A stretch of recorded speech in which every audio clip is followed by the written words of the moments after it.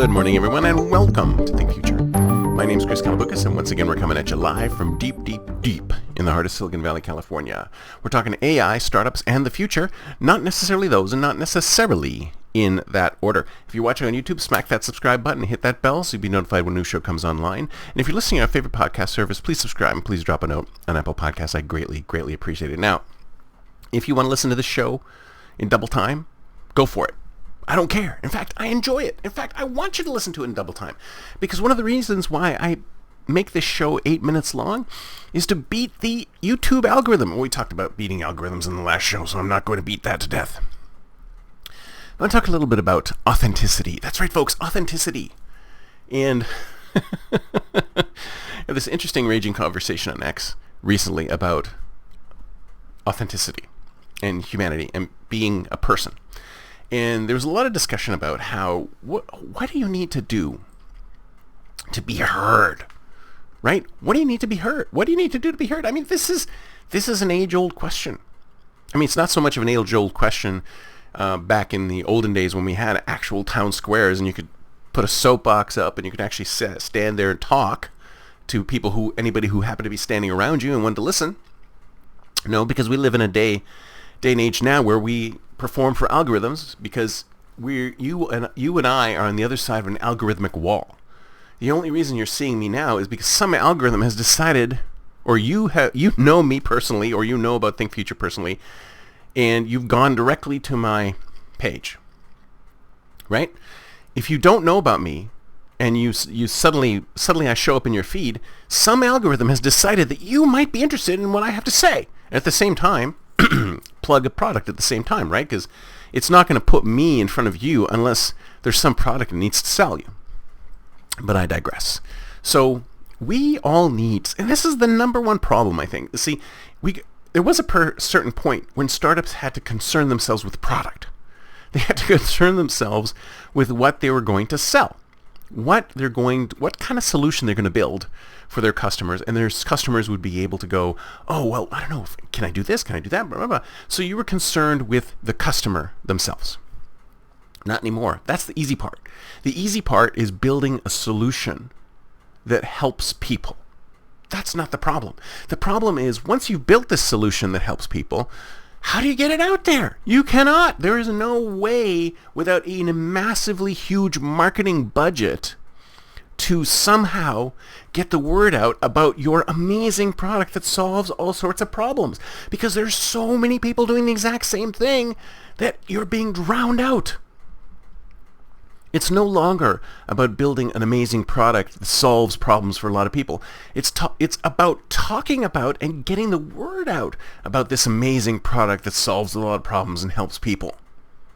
Building audience, being heard, is the number one problem most startups have.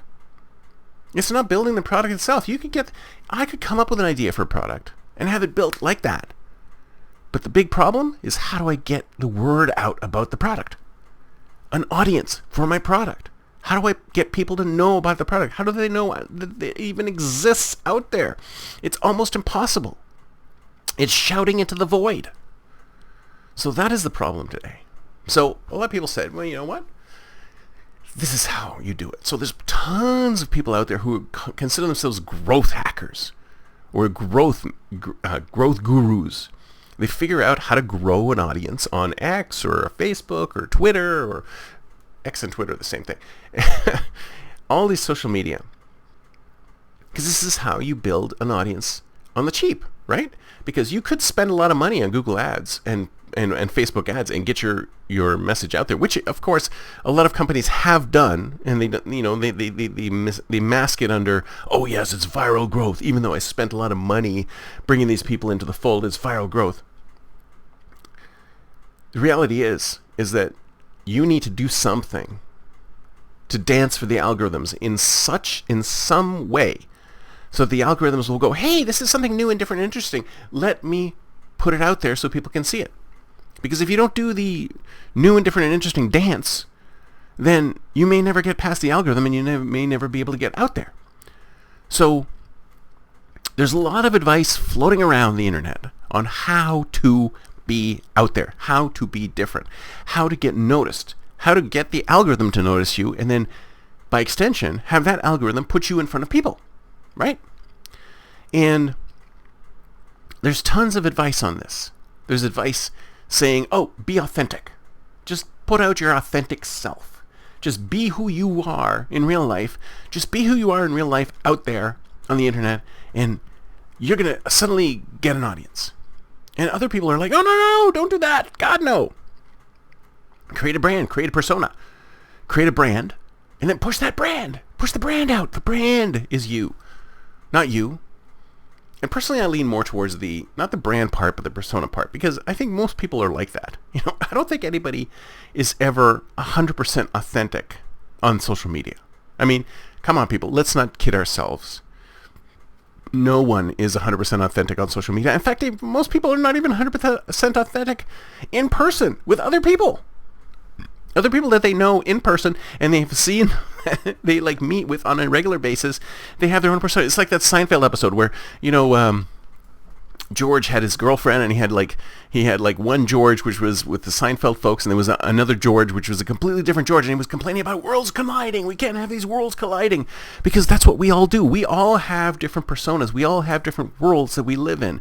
We have persona X for this group of people. We have persona Y for this group of people. We have persona, Z for other people. Maybe you have a more authentic self for your significant other or your family or whatever, but you've got different selves that are out there. So why would you take any one of these authentic selves and put it out on the internet? We got to perform for the algorithms, folks. We have to perform for the algorithms. So maybe some people think that, well, if I'm acting completely authentic, and maybe I'm an a-hole in real life, and I act this authenticity out there, maybe people will come see me. Maybe that's what we need. It's the shock and awe. It's the new. What do we have to do to get the algorithms to listen to us? So it's entirely possible that an authentic persona that's closer to what you actually are like will work.